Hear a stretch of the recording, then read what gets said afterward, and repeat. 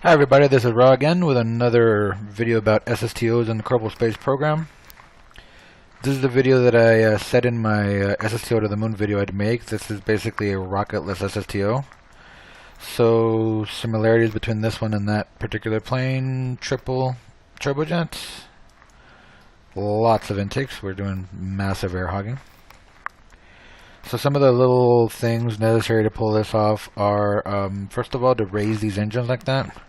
They're not in line where the fuselage wants you to mount them.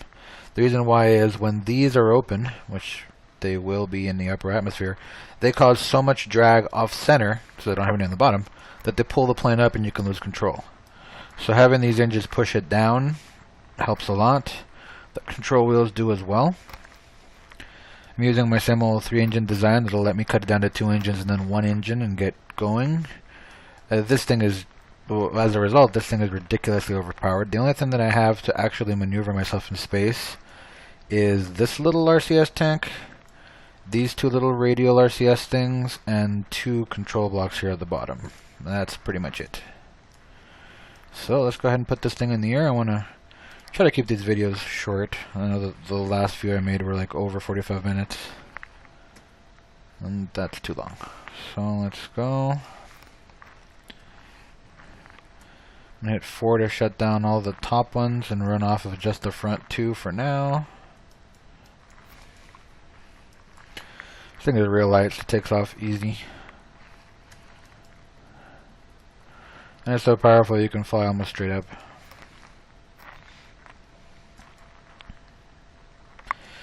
It's so powerful and fast that it will fly straight out of Kerbin's atmosphere and not let you accelerate to where you need to be to get orbit. So what I mean by that is getting a really high apoapsis isn't enough. I mean, I'll probably get an apoapsis well over 200 kilometers off this thing. But if my periapsis is still below the surface, it's going to leave a lot to circularize, and I don't want that. So what I want to do is, in the upper atmosphere, fly flat for a while and get my speed up really, really high so that I'd have that high apoapsis of 200 plus kilometers, but a periapsis above, I don't know, 20 kilometers maybe? And once I get to the high point of my apoapsis, it'll be very, very easy to bring that periapsis out into space. All of this without a single rocket tank, I mean no oxidizer at all, or a single rocket engine.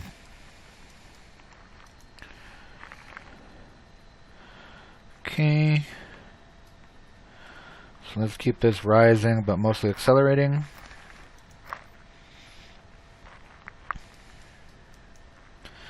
Losing tons of air now.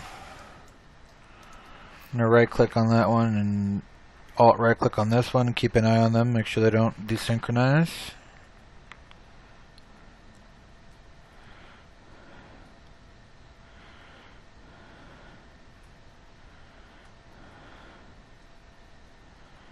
Okay. We're actually going entirely too high. I'm going to aim this down.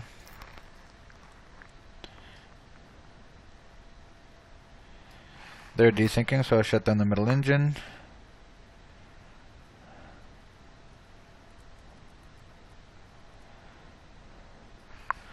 Okay, so one of them already completely shut down, so I'll shut all those down and just go to the middle one.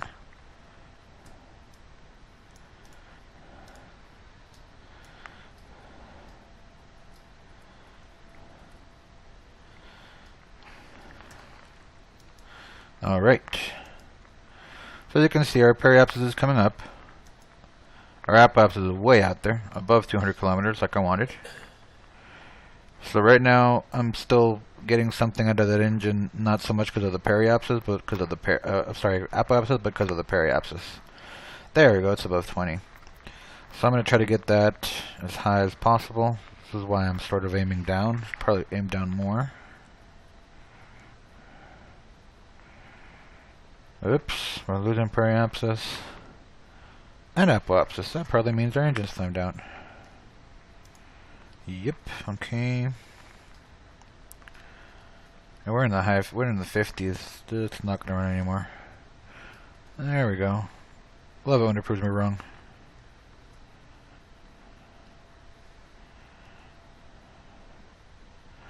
Alright, let's see. That's coming up nicely. We're already above 25.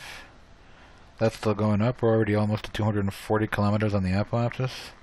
That's going to make the circularization burn really easy. And we're out again. We're above 60. I mean, there's no way to keep a jet engine running this high. I mean, look at the atmosphere meter. It's already space. Shut that down. Close the intakes. Physics warp to 70. Okay, now we can do some serious acceleration when I zero throttle. Here comes the music.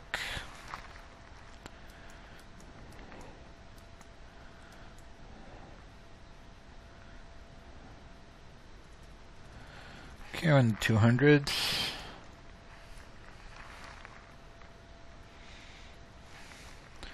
Might as well wait till we're right at the periapsis or right before it. There it is. I keep saying periapsis, I mean apoapsis. And we're going to physics warp first and then just mash the H and watch that periapsis go. Once that gets above 85, I know we're in orbit.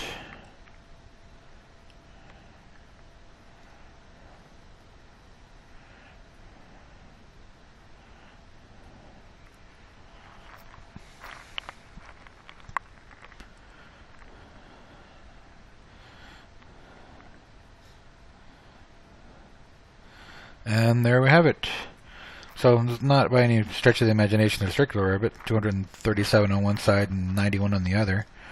But we have a jet with no rockets whatsoever in orbit, and not only did we get it in orbit, but we hardly used any of our fuel. We used less than, well, no, let's a little more than a third of our jet fuel, but less than half of our RCS fuel.